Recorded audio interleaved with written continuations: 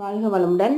இன்னைக்கு என்ன பார்க்குறோம்னா, நம்ம நெக் பீஸ் வந்து எப்படி வச்சு திருப்புறோம் அப்படிங்கிறத பார்க்குறோம். எப்படி யூ ஷேப் வந்து கொஞ்சம் கொஞ்சமாக டேர்ன் பண்ணி நம்ம வந்து அதை தைக்கணும். தைக்கும்போது ஒரே சருன்னு வேகமாக தைக்கணுங்கிற அவசியம் இல்லை. ஏன்னா யூ ஷேப் கொண்டு வரணும் அப்படின்னா கொஞ்சம் கொஞ்சமாக நம்ம கை வந்து கொஞ்சம் கொஞ்சமாக லைட்டாக டேர்ன் பண்ணிக்கிட்டே இருக்கணும் தைக்க தைக்க. ஓகேங்களா? அப்போ தான் அந்த யூ ஷேப் வந்து பர்ஃபெக்டாக நம்மளால கொண்டு வர முடியும்.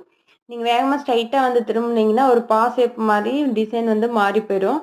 அதனால கொஞ்சம் கொஞ்சமாக டேர்ன் பண்ணி அதில் வந்து நெக் பீஸ் அடிக்கும்போது மெதுவாக திருப்பி கொஞ்சம் கொஞ்சமாக கையில் திருப்பி திருப்பி அடிங்க. அப்போ கரெக்டாக வரும். அடுத்து கீழேயும் மடிச்சு அடிச்சுட்டு மேலே வந்து அதை நெக் பீஸ் அடித்ததை படிமான தையல் போடுறோம். ஓகேங்களா? எதுக்குன்னா அப்போ தான் ஈஸியாக டேர்னிங் வந்து ஃபினிஷிங் நல்லாயிருக்கும் அப்படிங்கிறதுக்காக நமக்கு யூ ஷேப்னால ஈஸியாகவே படிமான தையல் போடலாம். ஓகேங்களா?